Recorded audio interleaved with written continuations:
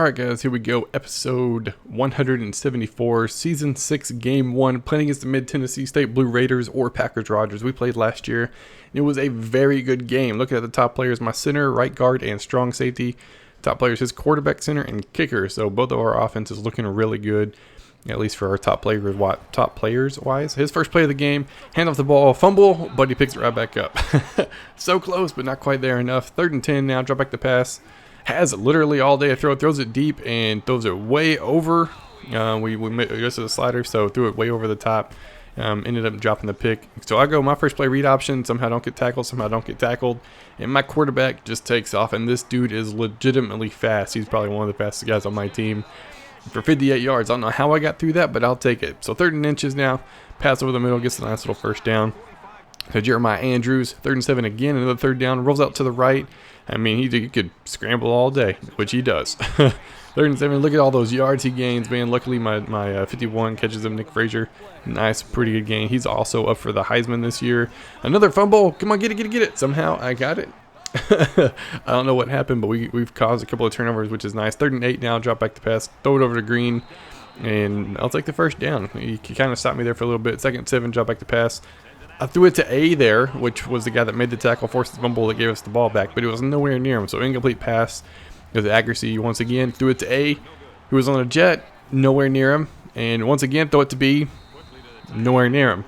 So 3 incomplete passes on that series. I have to settle for a field goal because the accuracy is straight garbage. If your quarterback doesn't have very good accuracy, he's not going to throw a good pass. And then I follow it with that. A freaking huge pass for a first down. Sets me up in pretty much in the red zone. 3rd and 3, get the first down. He carries me for a couple of yards, drop back the pass, almost get sacked. Somehow I fit it in a tight window to Wiggins. We go up 17-0, but he's not giving up. Into the second quarter now, rolling out to the right. Has all day to throw once again. I see Parker. I see the RB running. I try to get him with Parker, not quite enough user control to get there. Sets himself up pretty good. Gets into the goal line, busted in for the touchdown. We're up 17-7. Go a little read option. I juke into him. I break another tackle. I don't know what this quarterback's deal is, but he breaks tackles and he's fast. He's running off and leaving everybody on the team. That's why I redshirted him last year. That he's going to be a 4-year starter is what I hope. So we end up going up 24-7 at the half. Hand the ball off on a little read option to Jennings. And try to get behind 88. He just pushes him into me. So no touchdown on the read option, but all well. So it's still pretty good. 3rd and 4, drop back the pass. Try to fit it to RB. I don't know why I threw that pass, but hey. That's my thing. I throw a lot of picks. That's what I do. So he ends up punting it. We get the ball back. 2nd and 10. Running. Dang it, not quite enough to get the end zone. But we'll take any chance we can get. 2nd and 10. Little man in motion. Fake it. And we're running for days. Touchdown, baby. We go up 31-7.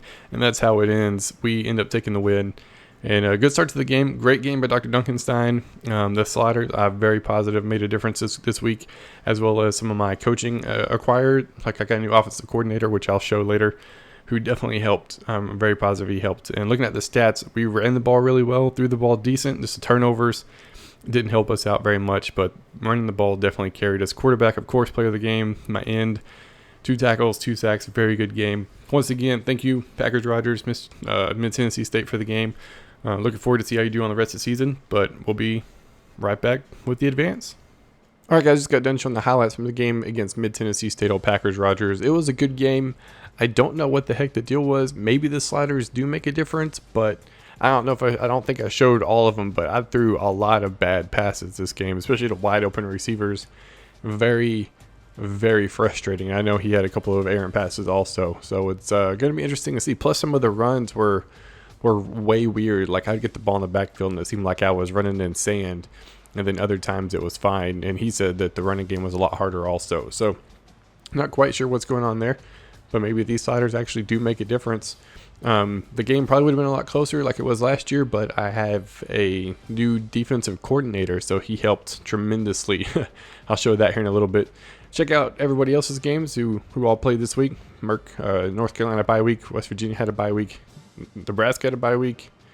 Missouri ends up losing 31-24 to Boise State. That's like one of his few losses. Washington ends up losing 54-7. Louisville sent me the message. He was playing Washington, said that Washington had to leave. Ghost Don't Kill had to leave like through the first quarter. Told him just to finish it against the CPU. So that's why the score is as lopsided as it is. I mean, I've done that before. When somebody leaves the game, I just kind of run it up on the computer. But that's why it's so lopsided for a user game. I'll miss bye week. Boise State ends up getting the win. Louisville got the win. LSU had a bye week. Mid-Tennessee State and Tennessee had a bye week. So I'm going to show, I mean, look at that. My defensive coordinator is a higher level than my head coach. So that helps tremendously, at least for me, because, I mean, look at that. I have one thing that's not unlocked. I have almost the entire board on defensive coordinator unlocked. And that's huge, especially even on offense. I mean, it's also a huge thing. So having that definitely comes in handy, at least for me. Checking out the preseason polls. I didn't do it last episode. I said I was going to do it this episode. See where everybody was ranked before this week. So Penn State, Iowa, Northwestern. That was user team at one point. Oklahoma State, user team. So 4 out of the top 7 are old user teams. That is crazy. I think Ohio State, Oregon are the only 3 non-user teams at one point in the dynasty. So that's really crazy. But Nebraska starting off number 5, Missouri, myself at number 9, West Virginia 15, LSU 22, Boise State, Louisville, Ole Miss, Mid-Tennessee State, all back to back. Dang. And then Washington's right there, North Carolina. I think we're still missing Tennessee. Yeah, Tennessee 76. I think that's the last one. Yeah. Tennessee was the last one. So the Italians got a lot of work to do over in his conference, which is flooded with users. Check out the conference outlook, see what everybody's looking at as of right now. I'm projected to win the Pac-12 South. The North is Oregon. We'll see. So I'm projected to win the Pac-12 overall. SEC, Missouri is looking out to win it all. According to the preseason stuff, Tennessee at the bottom. I don't think the Italian will be at the bottom. He's too good to be last, so we'll see for there. LSU, I'm surprised LSU's not picked to win it with their team. I guess Auburn is that stacked also. Then Ole Miss right there with them. Sun Belt, I don't think we have anybody over there. ACC, Florida State's picked to win it, non-user. And then we have NC State, which was a user. Louisville, sitting number 4. And then North Carolina sitting number 4. And I'm pretty sure the Louisville and North Carolina are brothers. I'm fairly positive that's what Mark said. That'd be cool, brother versus brother for the conference championship to see who wins and goes on. I think that'd be pretty cool. The Big 12, it's Oklahoma State's projected to win it all. And then West Virginia right behind them with no other users. I think West Virginia's pretty much got that locked up. Big 10, Penn State's picked to win it. Over on the west side, Iowa, Northwestern, Nebraska. Nebraska's probably not going to have any issues. I mean, he had 1,000 yards rushing in a bowl game. So I don't think he's going to have any problems whatsoever. Conference USA, Mid-Tennessee State looking to stay up on top of that conference once again. Nobody in the Independence. MAC, nobody in the MAC either. Mountain West, Boise State's probably going to lock it up. They're picked 3rd behind Colorado State. Wow, I think Boise State's got a chance to pull a conference win there. And then I was going to show something else. What was I going to show? I guess I'll show the Heisman watch. I'm not going to really go through the All-Americans. It's there. But we got Nebraska, Mid-Tennessee State, Texas A&M, Mizzou, and then Hawaii. Hawaii making a name for themselves, trying to get the Heisman over there. Other than Mariota, who was at Oregon, but he's from Hawaii. You know what I'm saying. I was going to show my depth chart. So I'm going to show my depth chart real quick. I got my speedster starting this year. He is a redshirt freshman, 96 speed, 94 acceleration, 94 agility, 97 acceleration. That dude is quick. You probably saw in the game he ran off and left a lot of people whenever he busted it. Definitely why he's a starter. A very fast guy.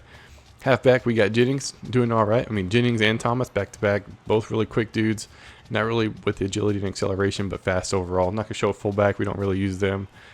Then we got our receivers. I mean, the 6'5", 6'3", 6'6". I'll take that as my top 3.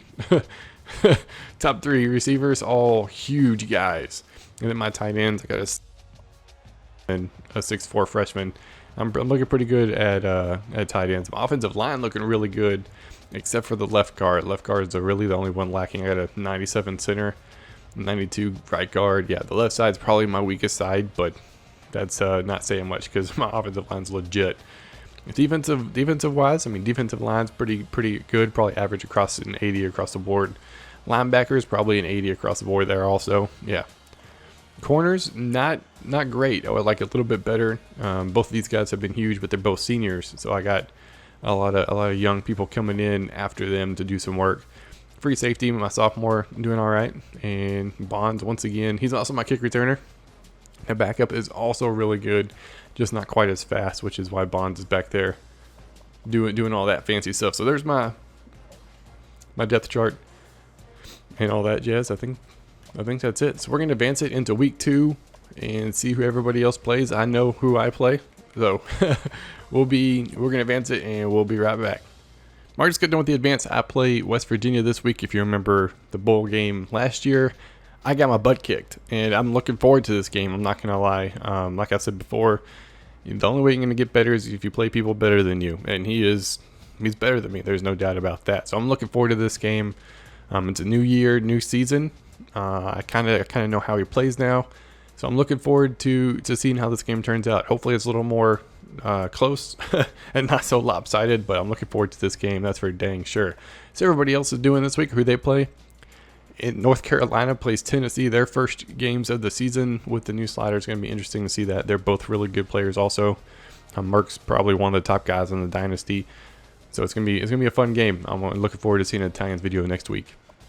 I'll play West Virginia. Nebraska's got a bye week. Missouri plays Louisville. Washington plays Ole Miss. Ole Miss plays Washington. Right? Yeah. Boise State's got a bye week. Louisville plays Mizzou. LSU plays Auburn. Mid-Tennessee State plays Northwestern. And Tennessee plays North Carolina. I almost said Oklahoma State, because I'm so used to him being Oklahoma State. Check out the top 25. I mean, not much has changed, but just to look at it so we can see. Yeah, 1, 2, 3, 4, 5 stay the same. 8 lost. So that was Missouri. And he dropped to, wow, 17. He dropped a long way. Boise State went from unranked to ranked. What were they before? They were like 30 something. I'm fairly positive. They jumped up a long ways. Holy crap. So both those guys still ranked. We got a lot of people rated this year. And like I said before, we changed the sliders. We're using, I think it's Jared 21's black sliders, which is supposed to make it more realistic and way more difficult. So it's going to be interesting to see how everybody plays out. And if we still have a lot of people in the top 10 at the end of the year. But we'll have to wait till then, because right now we're in week 2. That's going to be it for this episode.